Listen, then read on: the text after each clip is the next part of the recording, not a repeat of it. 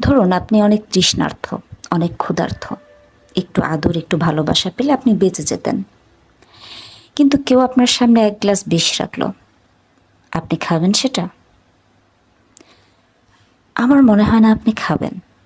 তৃষ্ণায় বুক ফেটে গেলেও আপনি চমৎকার একটি গ্লাসে সার্ভ করা বিষ খাবেন না। তাহলে আমার প্রশ্ন হলো, আপনি একা একটা মানুষ যার খুব পেতে ইচ্ছে করে সঙ্গী। আপনি খুব করে চান আপনার সঙ্গে কেউ একজন থাকুক, ঘুরুক, কথা বলুক। বাট দিনের শেষেতে দেখছেন আপনি যে মানুষটার সাথে আছেন সে অনেক টক্সিক। আপনাকে আনন্দ দেওয়া, রিলিফ দেওয়ার চেয়ে আপনার উপর পেইন চাপাচ্ছে। এরকম টক্সিক মানুষের সাথে তো আপনি মিশবেন না।